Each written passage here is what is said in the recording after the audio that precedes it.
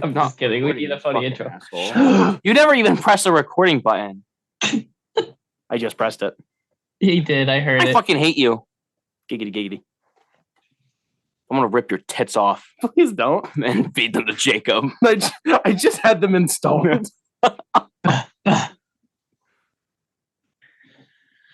Welcome back to the Comic Bros podcast. I am your host, Jacob, joined by my two co-hosts, Spencer and Collin. I have flown away to my lifelong love, the princess of the Canadian Mafia. I am once again not at home, and so the audio may sound funny. Honestly, I think my co-hosts are planning to fire me because I take so many of these trips. That is true. No. But they know they can't bear to have that happen because then the show would not be funny. Then I'd have to deal with Spencer alone. Right, and he wouldn't be able to bear it.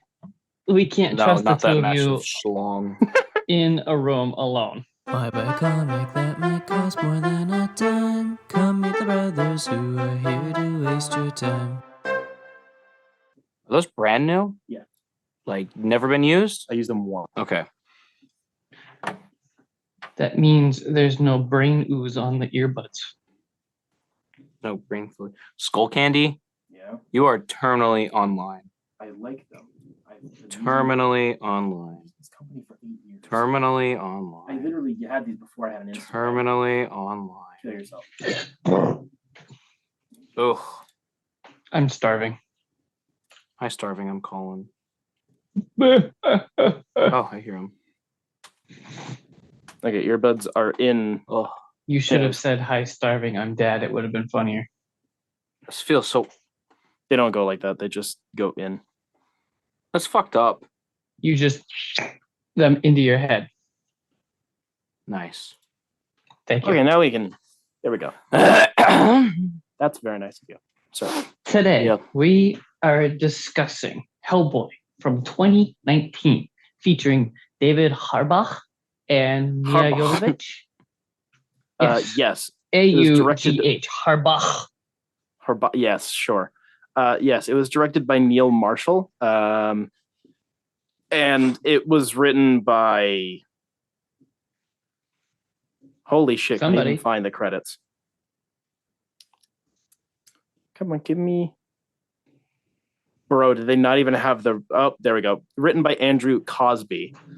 How is this a single writer? This does not feel like a single writer movie. Anyways, it loosely follows some of the events from the books and then wildly deviates as it goes off the rails.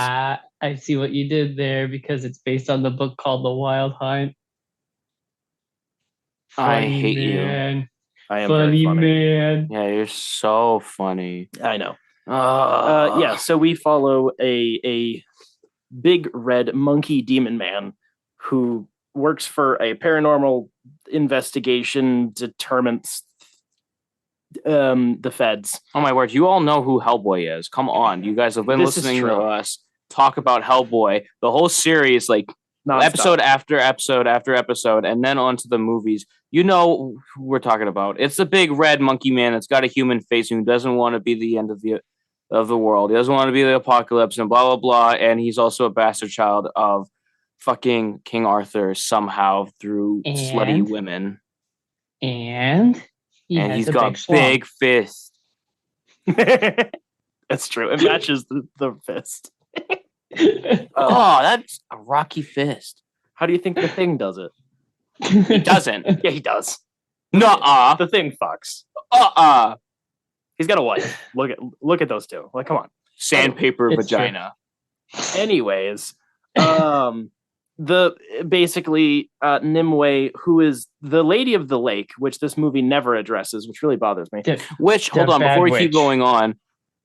we keep going on, Spencer is a huge old nerd for King Arthur lore, so he's going to be screeching about this for at least 25 minutes. Go ahead, Spencer. That's why he hates this movie so much. Yep. It's one of not my King Arthur. Sure. But yeah, the big evil witch lady wants to come back from having her body chopped up into bits, and she wants Hellboy to come. She does want Hellboy to come. She says that a lot, like, come with me, my king, come. Oh my God, come. So yeah, this movie's plot is like the most bare bones thing on the fucking planet, and it's so. All right, I want to start off and go for it. The first time I saw this movie, I hadn't read book 3 yet, so I was like, I actually like that one because I had read the first one. I was like, this is like sort of close to Hellboy. I could see it. Yeah, it's not like a perfect movie or whatever. The second time, I realized that it wasn't as good as I remembered it, but it's still fine. It functions as a movie. I mean, there's clearly issues, but I wouldn't even say it's a bad movie. It's a fine movie. Like, there's some bad effects, but there's also a couple of cool shots. There's up to a point, the King Arthur stuff is cool. It's cool that King Arthur killed the witch and chopped her up into pieces and spread her across the earth. That's a cool idea. But I don't like when the start of Act 3, I guess, when Merlin pops up and he says, you have to take Excalibur to kill the witch. Like, it got so self-congratulatory that it was like, all right, come on. And the other, I guess my other big complaint is the relationship between Hellboy and his dad is dumb teenage angst. That's dumb. Well, but the shot of Hellboy, like, being the king of hell and bringing the apocalypse, where he's got his full set of horns and the crown and the flaming sword and riding a dragon, like, it sounds dumb as I'm saying it, but it looks kind of cool. It is kind of cool. I just hate the scene where he's chopping up people. That looks so dumb. Jacob's kind of on the right path. It's a functional movie. I think this movie is just as dog shit as I remember it being. Because I came over today thinking like, oh, maybe I'll actually like enjoy this a little bit more. Maybe I'll like not have a hate boner for it. Like when I like first immediately read Hellboy and then went to the movies, like I had such a huge hate boner for this. And I still do. Apparently, I really wanted to like more things than I did before, and I really can't. Especially with Spencer fucking talking about, oh, this they could have done this, they could have done that. I'm like, oh my gosh, you're making me see so many fucking things that I know. This could have been had so many horror aspects, and also like just oh my gosh, the whole audio and the soundtrack was fucking dog shit. The music does not match anything. And then Spencer pointed out something about one track. So we both kind of walked into it with a decent, like, wanting to not hate it. I haven't seen this since it came out. I watched it once. I haven't seen it since I read Hellboy for the first time. That was a while ago. So it's been a few years. And it started off rough, but like we weren't hating it. And then as soon as it dips into Act 2, it just gets worse and worse and worse. And then Act 3 is like 5 minutes long, which is really weird. It is. My thing, which I think kind of addresses most of the complaints, is the movie is made for the lowest common denominator in terms of like the dialogue is basically all just functional. It's really on the nose at its best. The cinematography and the camera work is generic and like, wow, look, like digital camera work is really obvious. When the camera does something that like a camera can't actually do in real life, it just, your brain kind of gets it. Yeah, so I hate that so much shit. Like fully digital environments during the action sequences, and the editing and the tone set by the music is so fast paced, and like it just feels like this was made for every person on the planet, even though it's rated R and tries to be funny and then tries to be scary. It feels like this was made by nobody who cares about the property, even if some people like put in effort on like the effects or the makeup or whatever. It just feels weird boring. Because it starts out like the third word is an F-bomb, and it's like, yeah, we're edgy and we're gonna be swearing, and there's a lot of gore, and it's like if you read the books though, it's not like that. Like the worst thing said is Hellboy going, ah crap.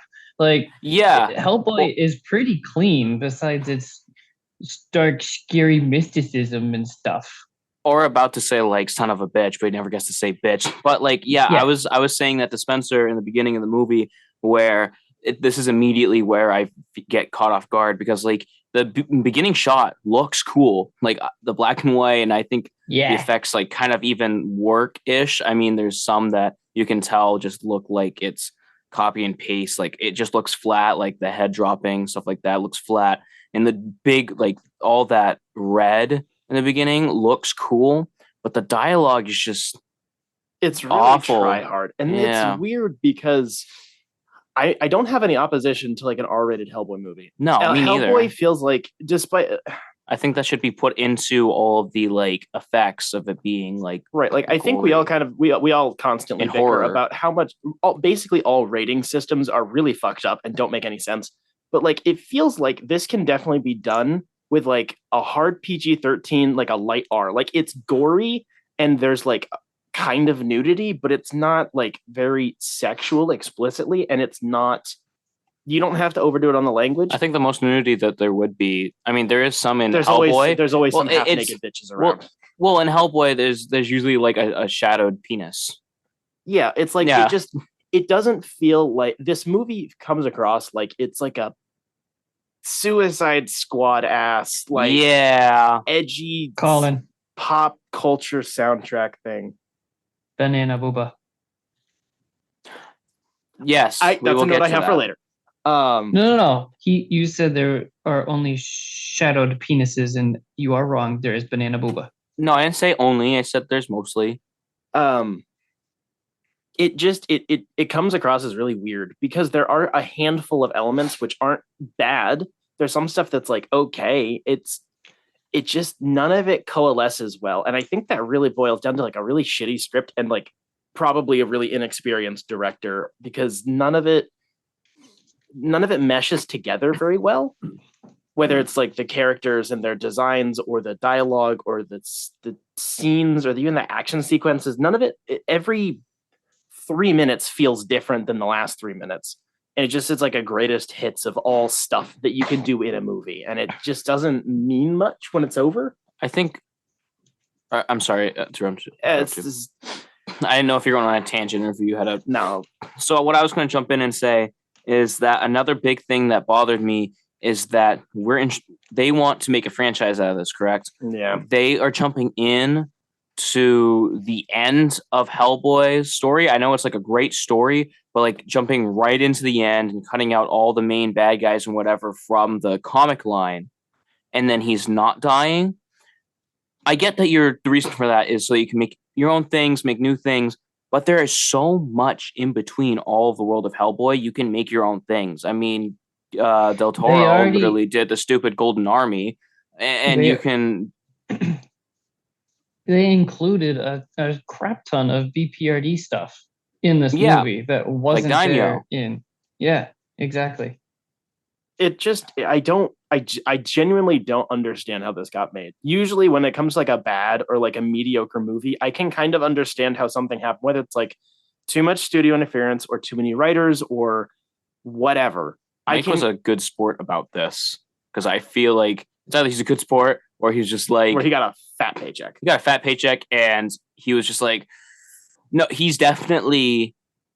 Actually, I don't know. At this point, I don't think he cares about the movies as much because of he gave it off to Del Toro in the second movie. Like he made even a drawing giving Hellboy off to him, like movie rights, like in a like metaphorical way.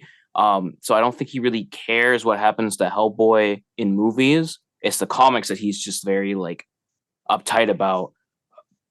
But I feel like he still would be upset about this, and he's being a good sport about it. But he's also probably got a lot of money. He got a big load of money, and he got a non-compete agreement where they said you can't disparage the movie if you don't like it. Just don't talk about it if you don't like it. Yeah. Like 100%. Because he had, as far as I can tell, basically zero involvement with this whatsoever. Yeah. He was moderately involved with the Del Toro movies on the script writing side.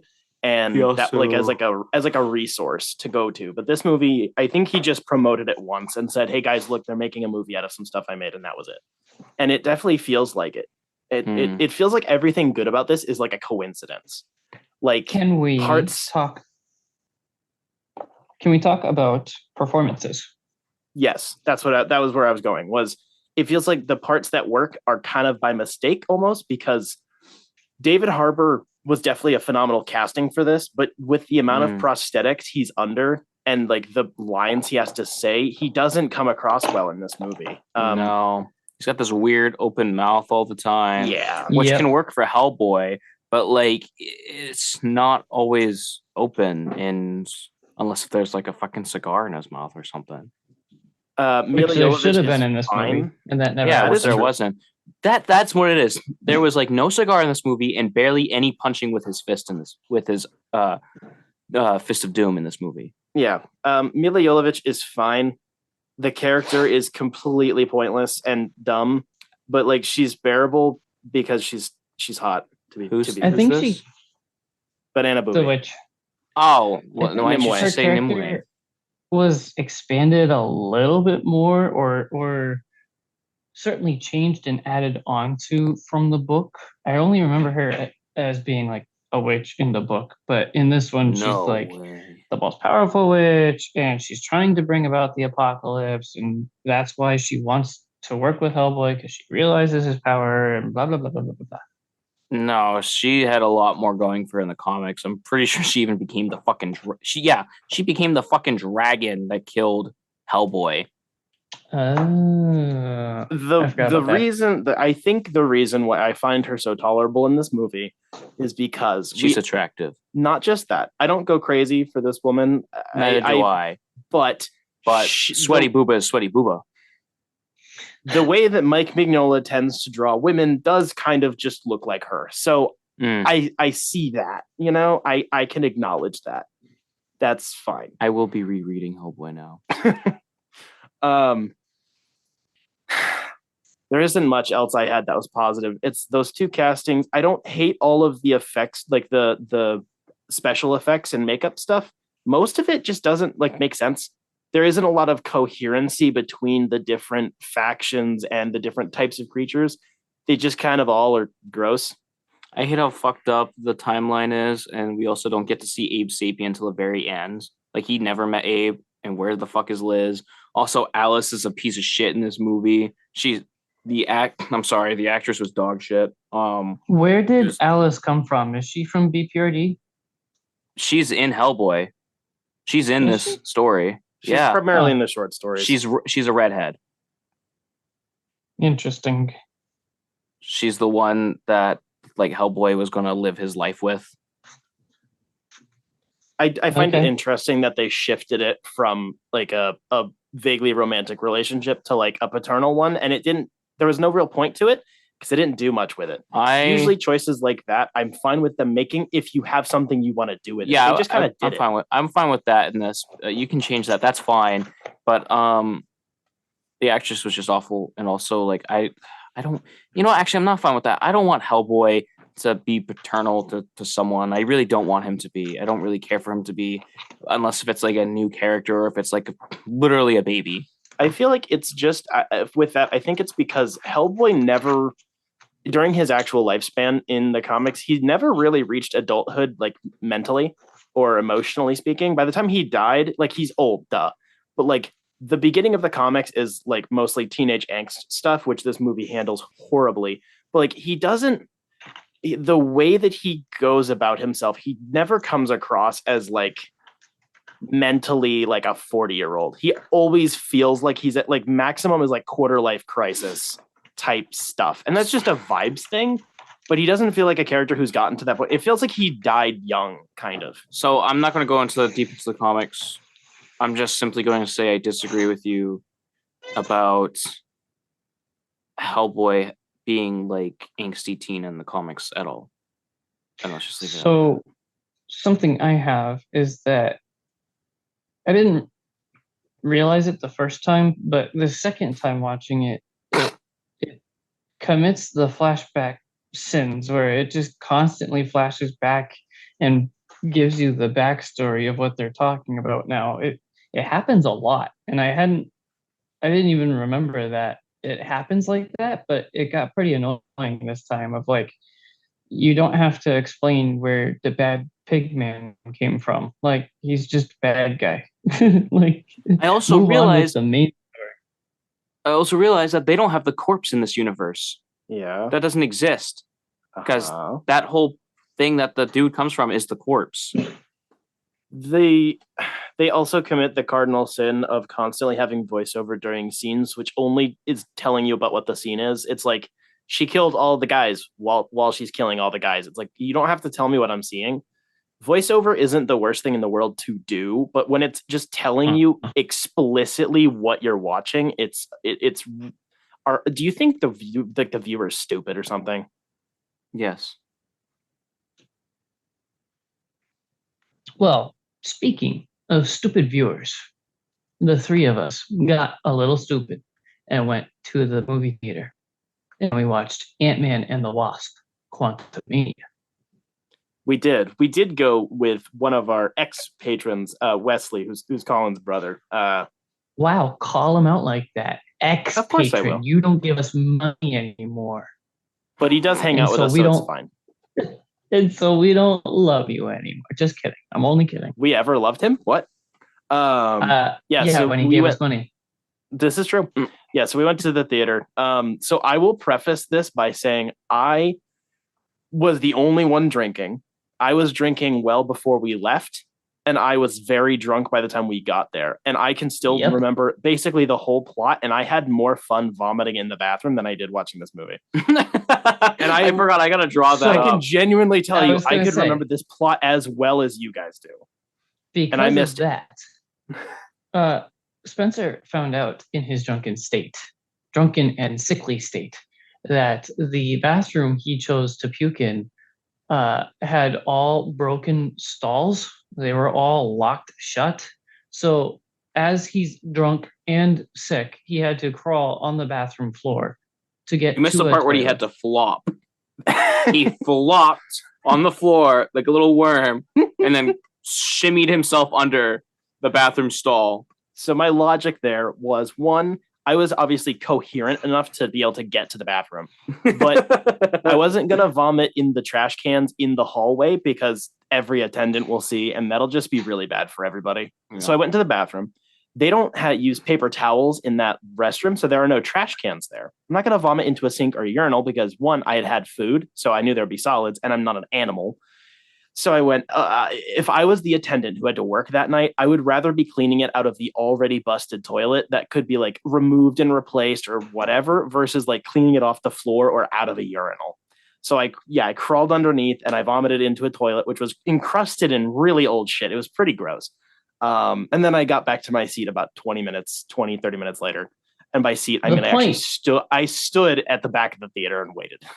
The point of the story is that Collin has to make this great story into a beautiful piece of art that we are all going to hang on our walls in remembrance of this movie. I'll put it on my ceiling. Because it's the best memory we have from this movie. It's true. It's true. Yeah. Basically, you've seen you've seen the trailers all week. Yeah, you've seen the trailers. Ant-Man and the gang get sucked into the quantum realm, and then they're like, whoa, holy shit, we should leave. And then Janet's like, so I boned this guy one time, and we should go talk to him because he can help us get out. I also might have boned Kang. You know what? Let her have it. You know what? Let her have that one. Let him have that one. Kang deserves it. Yeah, Kang does. And then, of course, it turns out that the quantum realm is retconned into having a dictator man who we now know as Kang, the exiled version of Kang, and they start a revolution that means nothing to defeat him. He fucking dies like a bitch. M.O.D.O.K is a thing that happened, and he's a worthless turd. Then they get back, and nothing changed. And nothing fucking changed. One, I still don't think he's dead. Two, they make a joke about nothing changed, but it's probably important soon, isn't it? So that was really annoying. I don't mind the idea of like unintended consequences, but you need to make that apparent by the rest of the themes of the movie that that's what you're going for, not just a wink and like it's that whole lampshading that you have shitty screenwriting thing I bitch about all the time. It's just that. The whole movie is that. My only argument is that sometimes comics do that to you too, where it's just a one issue story that doesn't matter. But this is a very expensive movie. Kicking off phase 5 of the MCU. My first complaint was the terrible dialogue that everybody has. They literally play the pronoun game for the first half of the movie. Michelle Pfeiffer's character is like, him. No, don't do that. He's bad. Who's he? Oh, I won't tell you. Him. We're not going there. Where's there? To be Just fair, don't. To be fair, though, I have to do the meme. I am just he because I will never be him, and him is Jonathan Majors because holy fucking shit, dude. That's my one. That's the guy who played my Kang, one right? positive. The guy who played Kang. Yes.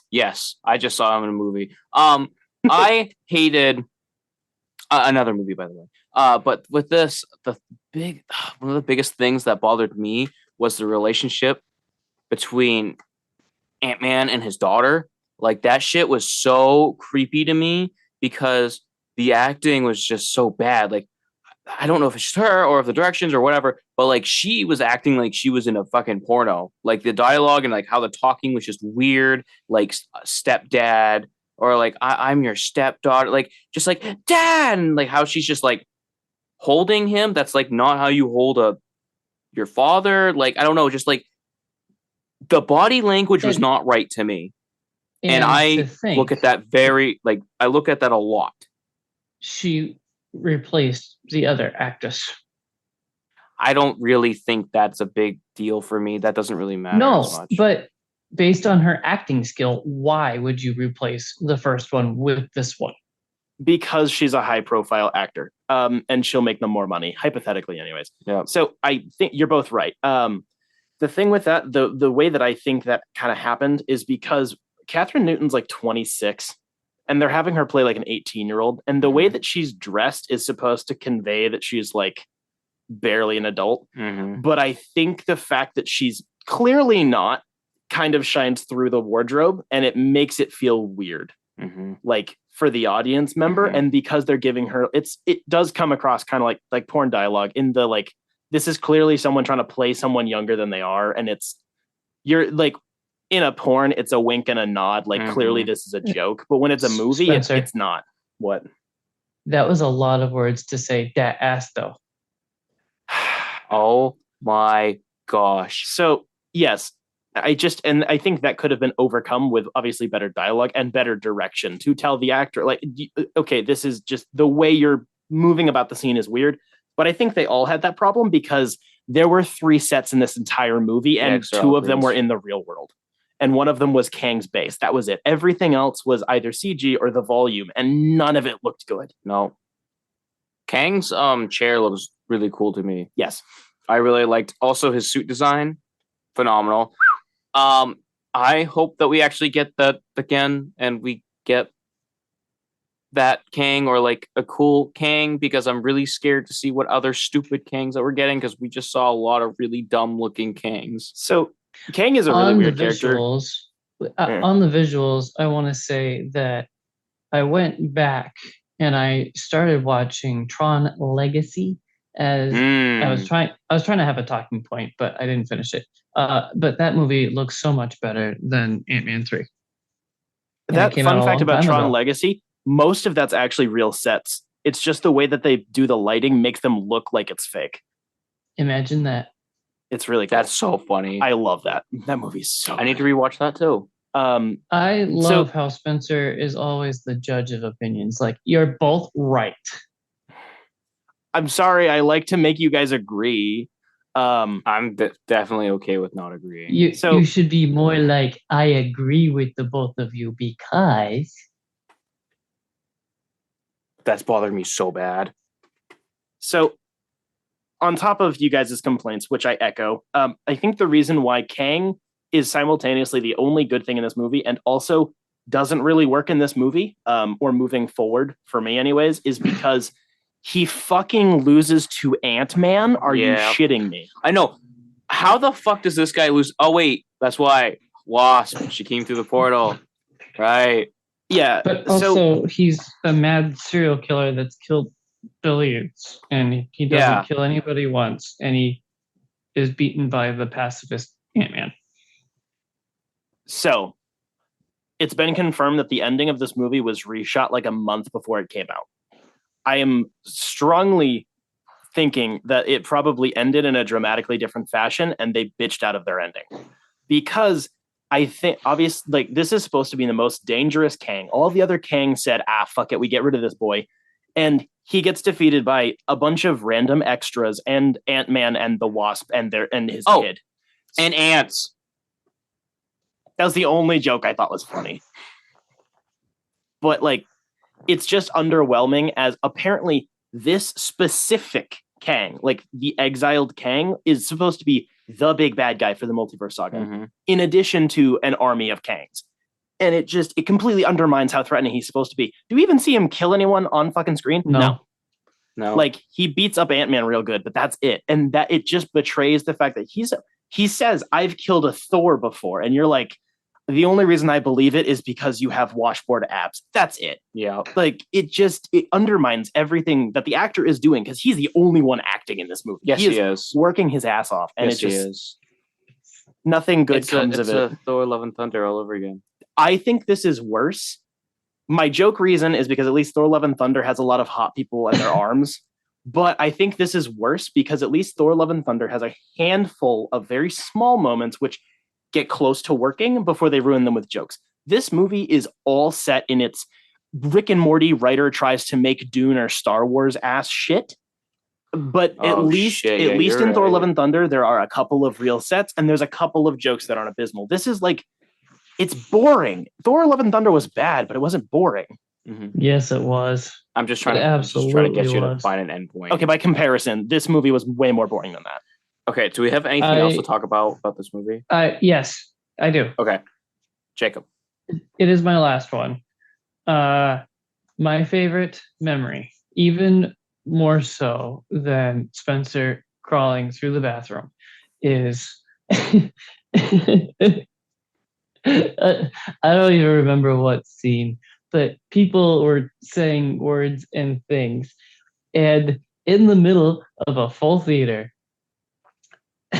Collin throws his hands out and yells, "What the fuck is this dialogue?" Did I really? Yes, you did. That's true. I just did not give a shit. It was just so bad. I wasn't even drunk to say that. I was stone cold sober. No, you guys were sober. I was sober. I think it was actually the scene where M.O.D.O.K was getting a redemption arc and Cassie was telling him it's never too late to not be a dick. That's exactly that's the what moment. broke me. That's what broke me. Oh gosh. Yeah, that makes sense. What the fuck is this dialogue? I'm scared because this writer is writing Kang Dynasty. Oh no! The writer for Multiverse of Madness is writing Secret Wars, so I have some faith. Spencer's last point was cut short because Zoom cuts our meetings due to time, and they closed the meeting out for us. So that was quite rude of Zoom, and yet we continue to use your program. I did a thing this week. You want to know what I did? This week? I did a thing. I finally got my grubby, nerdy hands on Swamp Thing Green Hell #2. Oh shit. Finally. Let's see if Zoom continues to run on my phone while I pull up Goodreads. Yeah, we'll see. It does. See, I told you you can do the thing because he did a thing. You guys in Goodreads. It's fucking useful. It's fucking you. You actually use the app? It's insane. Have you actually eaten my gosh, it's insane. That was great. All right, it's written by Jeff Lemire and Doug Monkey.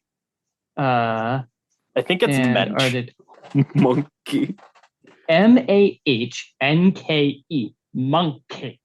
Oh, that's not Mensch. Never mind. Fight Monkey.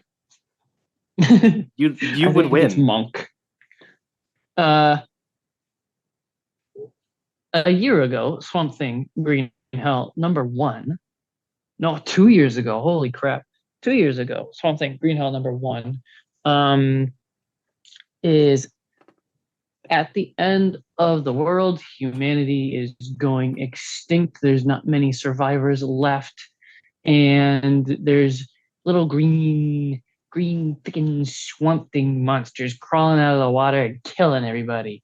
And I forget the rest until the very end, where Constantine comes out of the blue and says, "Oi, the world needs you." So this one picks up with Swamp Thing telling Constantine to piss off because Swamp Thing is in a different universe or reality or something. He's got a home and a wife and a kid, and he's loving life. And he doesn't want to go back to a ruined Earth. And Constantine goes, He can't see "Okay," it. I hate you. and snaps his fingers and kidnaps Swamp Thing back to the ruined Earth. The Green, or I guess the Parliament of Green, has an argument with Swamp Thing, says, "You didn't want to be in charge, so we're not going to listen to you. You're stupid." And Swamp Thing turns to Constantine and is like, "Yeah, they've got a point. I don't want to be in charge. This is stupid." And then soft emotional beat to give Swamp Thing motivation to defend Earth against the Green. And the red and the black are talking like, "Ooh, shit's going down." And I think that's pretty much it. It was $8 for the issue. The art is amazing. It's some of the hottest arting I've seen in comics. It looks so good. The hottest arting. It is. He has such a way with words. He does. I love how you just ignored us. Hold on. Collin, Yeah. me and my way with words. I want to do the fuck with you. Oh my gosh. Well, I have to side note. I love that it takes the littlest things to make Spencer laugh. Like it just takes the little like abnormal things, just like passing. You're giving it. Oh yeah, I don't remember that. But no, you so do. I'm just giving you back the comic book and then pretending like there's something going on. And then oh yeah, thank you. Just behind scenes. This issue got a 5 out of 5 stars on Goodreads. I love it much. Holy shit. Believe there's only one more issue of the story. Yes, probably. Which is too bad because I want more. Maybe there's 2 more. Also, it released in February, and the back of the book says the 3rd issue comes out in March of the same year. Nah, it's going to be 2024. Fuck you. I don't personally believe it, but I'm hopeful. It probably will be 2024. Collin. Yes. So I have a question to ask you guys real quick. Like meta. Have I talked about the movie Sanjuro yet? No. Okay. No. But have I talked about Yojimbo? I Yes. definitely have. Okay. Yes. So I recently watched the sequel to Yojimbo. I watched Sanjuro. That shit's so fire, it got a sequel. Yes. Sanjuro, the 1962 Japanese black and white samurai movie. In this companion piece and sequel, we follow a jaded samurai, Sanjuro, helping an idealistic group of young warriors weeding out their clan's evil influences, and in the process turns their image of a proper samurai on its ear. So I know that the first one is what inspired one of the first Clint Eastwood westerns, but I am not aware if this does. This also inspired another western, so maybe it did, maybe it didn't. But I'll probably talk about that some other time. But this movie, I don't even know why I said that. Just cut that out. Nope. This movie I really enjoyed because it wasn't like the same thing as the first movie. It actually it just made a different story. We're getting to see more characters, and it's like our main character, the nameless Ronin, is just kind of plays as us. Like, we're just watching other stories. It's just he's the one that's probably telling them when he's older. It's like he's telling them to his students, like if he ever eventually gets students or stuff like that.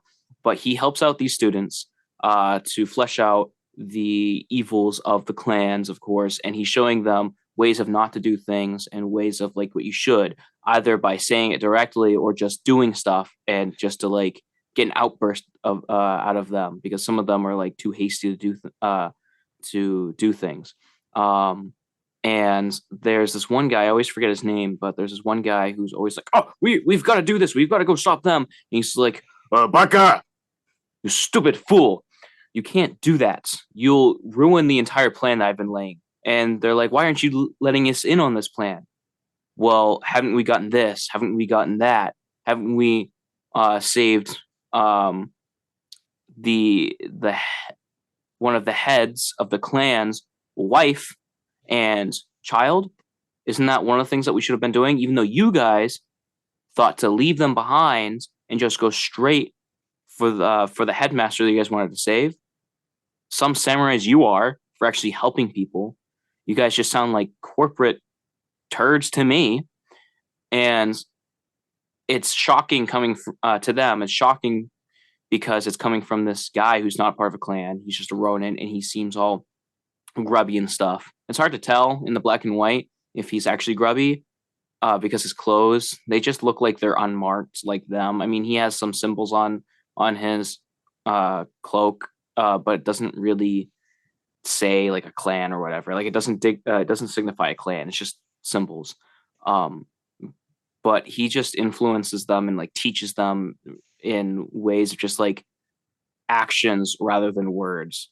He gets himself into trouble. He does some trickery against the bad guys, but it's not against the Bushido code.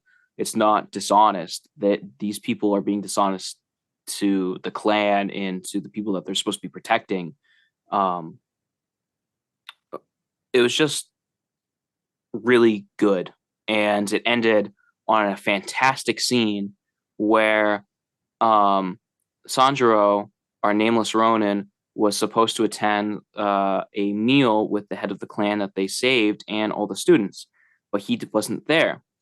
And so all the students are tasked to go find the Ronin. The headmaster wants to not let them do that, but his wife's like, "No, you go find him. He should eat with us." But the headmaster knows that the Ronin wouldn't want to belong in this area, a clan. He wouldn't want to be stuck to them.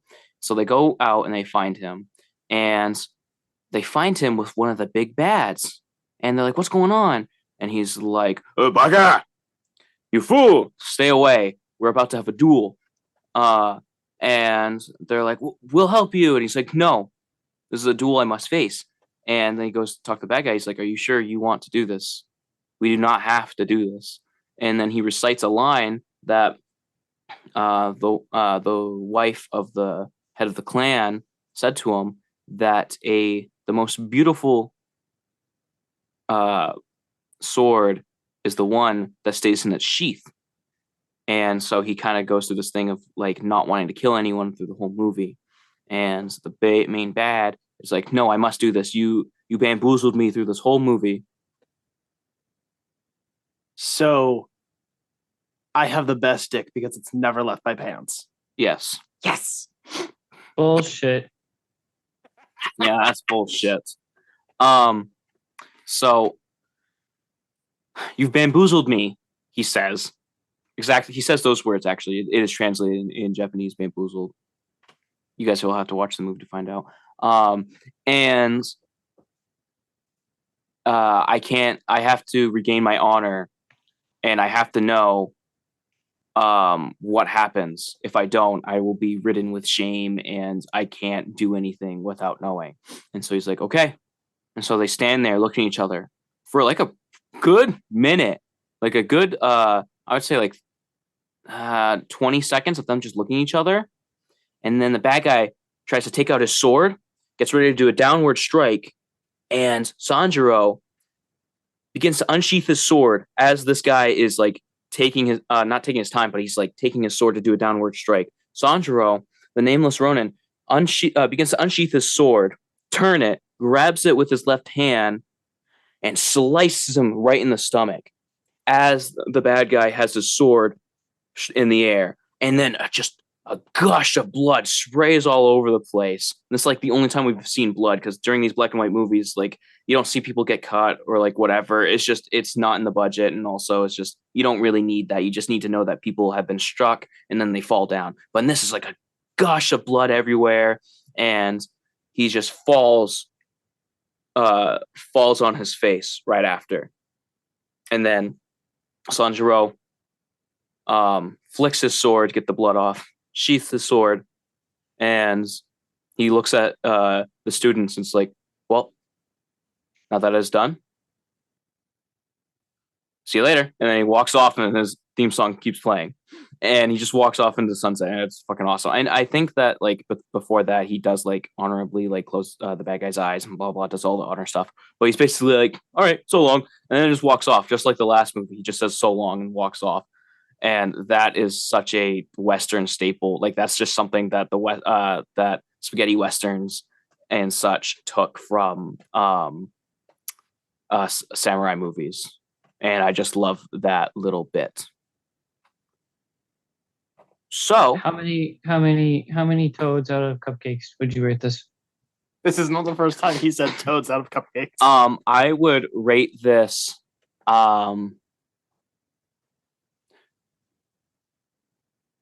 36 hand jobs out of 20 tadpoles. But realistically, like a 1 out of 7. I would give this a solid 6 out of enjoyment and pretty much everything overall. I can't complain, especially in the time period that it was made. What takes the 1 star away? I wish we got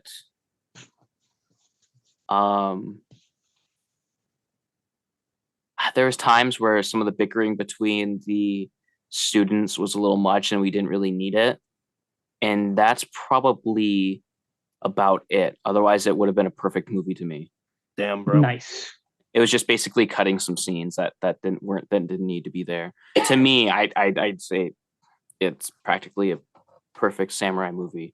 And I watched, well and I done. had to watch it on Apple TV, sadly, because that's the only place it is. I love streaming services. The streaming age has done so many wonders for entertainment. Yeah, it's so awesome. I actually might go try to track these down and buy the English DVDs. Buy Physically. Mm-hmm. You wouldn't Spencer. download a car. No. Okay, if I really like something, I will buy the movie. But I totally forgot that that's also something that I do. You just reminded me that's something I'm able to do. So I will do that. Download a car, Spencer. put your consciousness in the Matrix. Spencer is my name. Yes. Spencer, What have you show done? us your penis. Unsheath it. Okay. This is the first time he said okay that. Damn. It is no longer the best penis. It's true. It's true. It's true, It's it's later at night. I'm less uptight. When you go to bed with itchy bumhole, you wake up with stinky finger. I know. So I read Grayson, the Superspy Omnibus. Whoa! So it collects. It is a sequel-ish series to the previous Nightwing run, which I talked about last week. There was one issue at the end of that run that sets up this run, the usual. This is after Dick Grayson has been murdered, in quotations, and goes undercover as a super spy in the secret organization Spiral. They are one of many of DC's super secret non-government organizations that all fight each other, and you can never tell which way's up and all that sort of fun Bond stuff. This collects issues 1 through 20, annuals 1, 2, and 3, as well as part of Secret Origins issue 8, Grayson Futures End number 1, and Robin War issue 1 and 2. This is co-written by Tim Seeley and Tom King. They alternate doing plot and writing, so you can kind of tell if you're familiar with their writing styles who's doing what per book or per issue.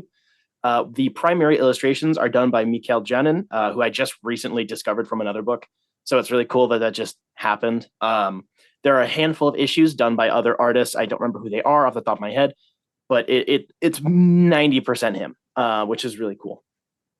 The end of the run, the last 5 to 10 issues, is done by a different creative team just to wrap up the book. I don't know why that happened. I haven't looked into it. Considering Tim Seeley went on to write the series directly following this, I don't know what the fuck happened there.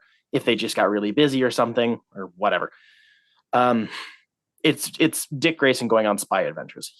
There's a whole new cast of characters, including Helena Bertinelli, the Huntress, who's like his mommy. It's very fun. Okay. She is the matron of the school that the undercover organization works out of. It's a whole thing. He meets a bunch of different robot android people, and this crosses over with a lot of characters from Wildstorm. Midnighter is like his primary, I would say, rival for most of this book. Midnighter, as well as Agent 1, whose name is Tiger. He's another agent dude. Spy shit happens. It's really hard to describe the plot because it's so many issues. Pretty much all of the issues feed into the same plot line. There are two of the annuals are flashbacks to different times in Dick and Barbara's relationship as kids and teenagers. Those issues were definitely a highlight for me. I really like those. At the end, frankly, the whole thing kind of falls apart. I don't know if it's just the creative team departing. I don't know if they were removed from the book, or maybe they were told to cut the book short and then they said no. So then they brought on other people to wrap it up. I don't know. But the whole thing comes unraveled with the big bad guy is like a immortal Nazi guy. It's a whole thing. It's weird. It ends on a good note though. So Secret Origins number 8 is just some Dick Grayson origins. It's the new 52 version of his origin speed run. You know the deal.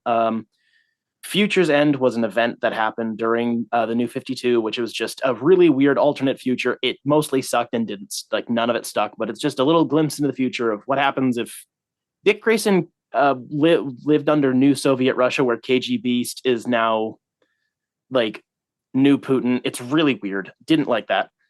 It does also cross over with Robin War, which I talked about like a year ago. I wasn't a big fan of that event, even though the premise is really remember cool. that. Whilst Batman or Bruce Wayne is in the middle of an amnesia thing, while Commissioner Gordon takes up the role of Batman to work with cops and whatnot, Alfred secretly like funds a bunch of kids to go be Robins on the streets. It's the whole thing. I like the idea. Oh yeah, that's the Robins. Really didn't turn out that great. The Robin War event is fine, and this only includes part of it, which is really fucking stupid. It's just a detour. It's Dick Grayson getting reacquainted with the other Bat Boys, going, "Hey guys, I'm not actually dead," and they're like, "You fucking dick, let's go get a burger." Just shit like that. Most of this book is phenomenal. The writing is really good. Seeley and King are very good at balancing humor and plot. I think King has a really good technical knowledge of like spy shit. He did work for the CIA, so that probably has something to do with it. He has a good handle on how to write a plot. And I'm liking Seeley's writing for the first time like in my life. I don't know what it is, but he's actually pretty okay here. Dick is a solid character. He's fun to watch, just do stuff. They make so many ass jokes in this book. It's incredible. There's a prelude before the book. There's a little note from Tim Seeley saying, it's like 2 pages of, "We're going to make ass jokes. Fuck you." And I really like that. I like that attitude. It's just really disappointing that part of the end just really didn't stick that well. Most of the art is phenomenal. I really like the designs for the characters. They're very spy oriented. Dick Grayson's spiral outfit includes blue. He's gone back to the blue, which really works well. It's like a light gray and blue with like blue piping, like he's wearing like Under Armour. It looks cool. I bought it for $75 from Lex Luthor. I think cover price is $100. I'd say it's worth somewhere in that neck of the woods. It's a good collection, except for the random little tidbits of other stuff it includes. It's very incoherent to read like that. Every time I talk about an omnibus, the way you include an event is really important to how the book reads, and they really fucked it up here. It just the only reason I understood those issues is because I'd already read the event, so I was just rereading stuff, and it was just because those were the issues that Dick Grayson was included in, or whatever. Very dumb. Okay, Jacob. do we all have 2? I have 2. Okay. Jacob. So here's the thing. Got him. Read Suicide Squad Volume 2 to follow up on the one I talked about last week. And then I flew across the country over a couple of days in like 7 flights and forgot everything that happened in the book. So I'm not going to talk about it. During those flights, I watched a movie called Memento. Oh, shit. I don't really want to get into the weeds of it. I don't. I have a question. I need a question. I need a question.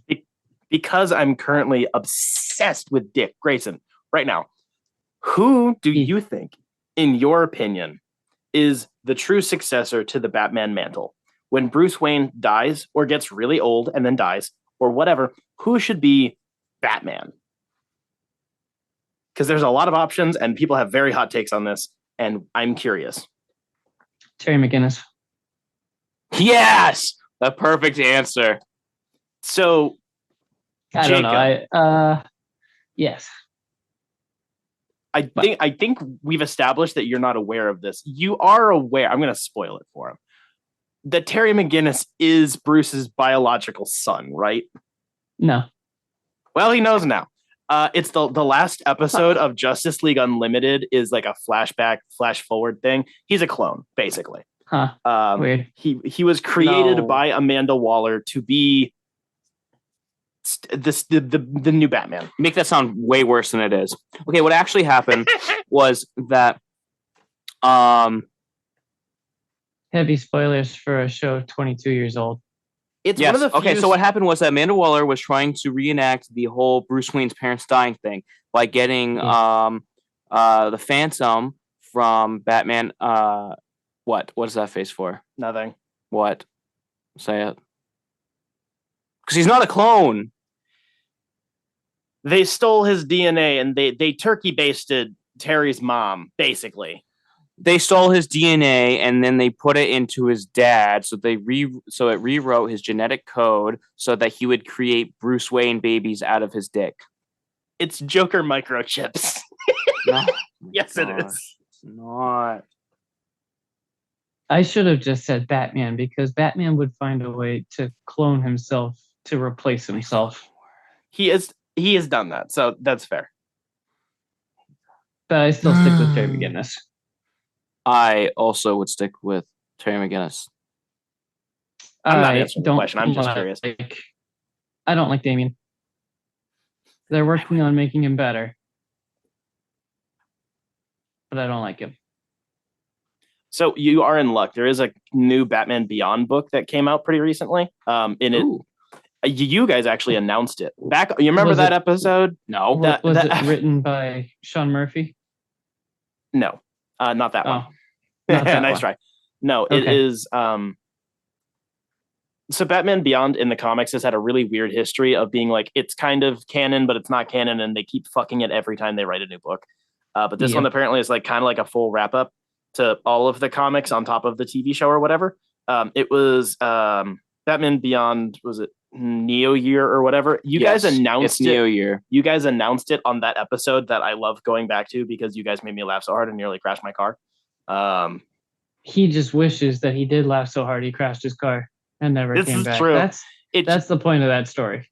It just came out in trade like a week or two ago. I haven't picked it up yet, but apparently it's reviewing pretty good. Meaning it's coherent. I must go find foods. Remember that I am dead next week. Good luck. I believe in you. Collin, what else have you been doing? And that, and then I'll do it. It's just a pop-up. Okay, fine. So, I watched on Netflix The Harder They Fall. When an outlaw discovers his enemy is being released from prison, he reunites his gang. Okay, so the synopsis that I was just given online is shit. So basically, we followed Kang, and he can't remember his name. Jonathan Majors. Okay, Jonathan. But it's definitely a Kang variant. Okay, so in this movie, we follow. It's a big Western, and it's played by a lot of big name people of color. And I was very surprised because usually when people make Westerns, they're kind of like period pieces, quote, end quote, period pieces, where it's like tons of white people and then they're racist towards black people. That's never happened before. Yeah, what? Okay. But in this movie, it was actually like such a breath of fresh air for a Western for me. You mean because most cowboys were actually black guys? Yes. Wow. Yes. Damn, bro. And it was so fun. I loved this movie so much. But we follow Nat Love, our main character, who is trying to his knowledge has killed all the people has killed all the people who killed his mom and his dad when he was a very young baby, and except for the man who gave him his scar in the shape of a cross on his forehead, who that guy is in jail. So he tries to settle down with his old flame, who runs a bar, saloon, stripper, hooker area, saloon area thing, everything. It's the West. Who I can't remember her name is, but I know it's Zazie Beetz that plays her. Woo-hoo! Of course, I know her name. And she is feisty as fuck in this movie, and no wonder Nat Love is in love with her. And so basically what happens is he finds out that dude just got broken out by his love interest and a dude that works for him, but it seems like it's his son, but they don't say it's his son. The bad guy is something Buck. I can't remember his name. This is the guy that gave him the scar on his face. Basically, it's a whole let's go kill this guy. It's pretty simple. Let's go kill this guy. Oh no, my lady got captured, so I gotta do something for the bad guy. I gotta go rob a bank. And this is the best part. He's gotta go rob a bank. And then they say a town. And the other guys are like, well, that's a white town. And I'm like, okay. And they're like, oh, whatever, we're gonna go rob a bank. And they go in the town. The whole fucking town is painted white. And I'm starting to chuckle a little bit. But then when it pops up the title card, it says it's a white town, and I couldn't help it. I just bursted out laughing. I was just like, that's so funny. I know that so many people that watch this would get so pissed off. Why is the whole town white? Because if you see any other town in this, it's so colorful and everything not matches, but everything just goes well together, and there's just so much life to it. And the towns are so beautiful, like Redwood, I think that's what it's called. The whole town was just white, and they had to rob a bank there. But at the very end, there's a whole twist and such. It's just a good Western. Damn. And it was a lot of fun. My gripe is that tons of the guns were gold. Shiny. And made with, and like every gun had like gold on it. That's a little weird. Which bothered me. Like even the revolvers were gold. Weird. Yeah. That's the type of like stuff I don't really want messed with. I can handle if the bad guy, his guns are gold, whatever, fine. But everyone had a little gold. That's kind of weird. Yeah. But I'd give it a 5 out of 7 because I had a lot of fun watching it. Very nice. Yes. I read a Superman book You haven't done your second? No. That was your first, Grayson? Yes. Damn. Damn, bro. Do you want to do this first? No. It's just this, and then we wrap. Oh, you got 5 minutes. Okay, go. I read The Man of Steel. It is a mini series that kicked off Brian Michael Bendis's tenure on the Superman mythos. Damn. Yeah, you don't need that in. You keep talking. It is a 6-issue mini series that takes place. I don't remember whether this was made first and then Bendis was like given the Superman book, or this was just a prelude. I genuinely don't remember. But it kicks off the saga that Bendis put on Superman and Action Comics for like 3 years, I think. So yeah, 6-issue miniseries. It's written by Brian Michael Bendis with a lot of artists. This book is done in one of those styles I fucking hate. Basically, every 2 pages is done by a different artist. Not consistently. It's a little all over the place, and each issue is different. It's not like, Collin, what's the term for that? Kayfabe. There we go. It's not like an actual kayfabe. It's just they had a bunch of really high-profile people work on it, and none of their styles work together. Yeah. So it's mostly done by Jose Luis Garcia Lopez, Ivan Rice, Jason Fabok, Evan Shatner, Steve Rude, Ryan Sook, Kevin McGuire, and Adam Hughes, along with a bunch of other people. And none of them work together. And a couple of these people that I really like, even their stuff doesn't look good. This book was rushed the fuck out the door. Basically, Superman, and so this is like the end of John Kent being a boy, like a 12, 13-year-old boy. And they're having moderate marital problems, and they're like, oh no, how do we raise our son? Just constant crisis mode, family stuff. Lois has retired from being a writer, I think, for reasons that aren't explained. Fucking Superman's dad comes back to life. Jor-El is alive, and he's a bad guy. This kicked off one of the weirdest plot lines I've ever seen in a comic book, and I really fucking hate it. This is split between 2 timelines. So like I said, like current day stuff, and then it's stuff in the past. There's this mercenary called Rorgel Zar, who's like a big dude with a spear who works for like it's basically a council of like a lot of like high profile planets, which smells really racist to me.